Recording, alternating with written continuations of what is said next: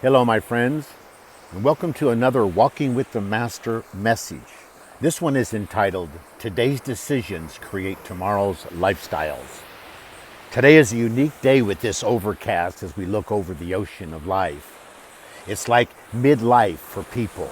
They have midlife clouds around themselves, midlife uncertainties. Some people, they're in a cloud like a fog and they're driving on the highway and they know they're heading for a midlife crisis or a midlife collision. If you'll walk with me today, this message will help you turn a midlife crisis into a midlife correction or a midlife collision into a midlife redirection. So I want you to think with me today. This is going to be worth playing over again so you can think on purpose with it. And make sure you understand in the middle of the word think is the word ink. And when we think with ink, we remember what we thought.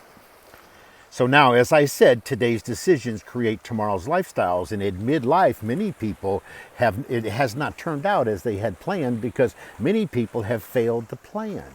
And if we fail to plan, then we're planning to fail. So I'm going to give you 3 questions that'll help clarify and raise the clouds of your next 1, 3, 7, and 10 plus years. Okay, the first question you need to reconcile with yourself at midlife is, what do you want to be? What do you want to do? And what do you want to have? They're all part of the same question. It's a 3-part called the be, do, have.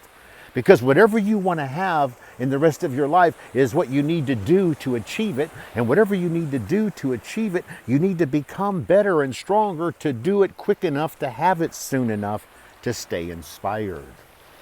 You see, it's important for us to reconcile at midlife how we want to end our life and not be so preoccupied with how we have lived our life. When you go to a cemetery, you will see that the headstones all say usually the date when they were born, and then there's a dash there and the date when they died. Our entire life is made up in that dash.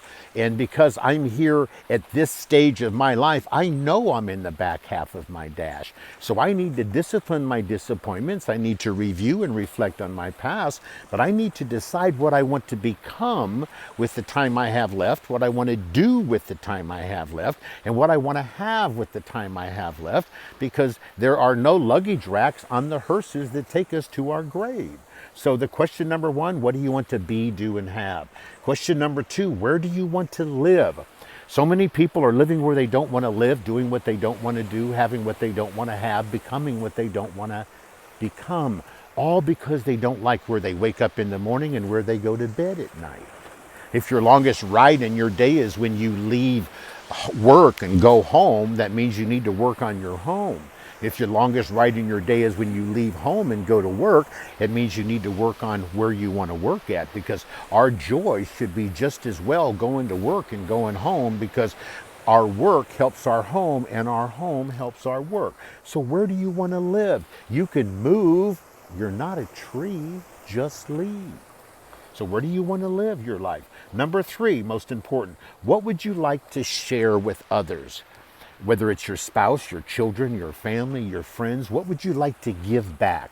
What would you like to leave behind that says, this is what I stood for?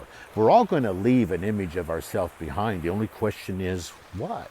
We're all going to leave something behind. The only question is, what? So let us leave the best of what we've learned and the best of who we are behind. This gives us a vision to live in when we answer these questions. What do you want to become? What do you want to do? What do you want to have? It's like a fulfillment. This questionnaire, when we answer it, it gives us a vision. And the vision we hold in our mind is the promise of what we will one day have. And when you know with God all things are possible all the time, then it's just a matter of, do you want it enough to do something about it? So let me give you 4 real quick ways to handle this. This will be very quick. My mentor gave this to me 30 years ago. And when you add God to your life, it just makes it even better. He called it the 4 ifs that make life worthwhile. And I called it worthwhile and exciting. If you want to achieve these dreams and goals we're talking about, number 1, if you learn all you can. Do you know, if you need to earn more money, in the middle of the word learn is the word earn. In the middle of the word earn is the word ear. If we listen right, we can learn quicker and we can have more. So we think, we learn with our ears, and we study on purpose for what we want to achieve. No need to read things that aren't going to help us achieve in life. So number one, if we learn what we need to know to go where we want to go. Number two, if we try all we know. I've learned a lot in life, so when I discipline the disappointments, there's a lot of lessons that I now occupy in my life that I didn't have before. I learned from my mistakes. We got to keep trying with all we know. We got to try again and try again and try again.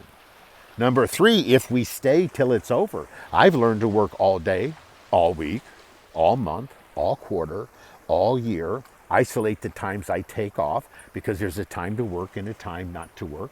But I stay in all day till it's over. Do you know that most people don't know the day is over technically at midnight? So if you're staying up after midnight looking for more time, forget it. There is no more time. We have 24 hours, rich or poor, healthy or sick, to build and create our life. 24 hours. Here's number four, last but not least. If we care more than average, life is better for us. People don't care how much we know until they know how much we care. I want you to know that I care, and I'm here to help you. I offer private counseling online from my upper room in my home. Eye to eye and heart to heart on Skype, WhatsApp, FaceTime, or in my home. If you want to confront what's going on in your life, then I'm here to help you do that. I do marriage counseling called pre-divorce marriage counseling, and then I do post-divorce counseling, post-marriage counseling. I also offer a life walk that blessed me where I was healed by divine healing through cancer. But I know what it's like to have a busted dream, a broken heart, an empty bank account, and a love that's gone wrong. But no matter where we are, with God, all things are possible all the time. And we must activate our faith. If you'd like to get together with me, click onto the links in this message, and I invite you to join me in Christians Helping Christians. Let's participate together and help one another become strong. If you believe God exists, then let us walk with the Master daily. Wherever you are in the world today, this is Reverend Christian saying, God loves you and so do I. Goodbye for now.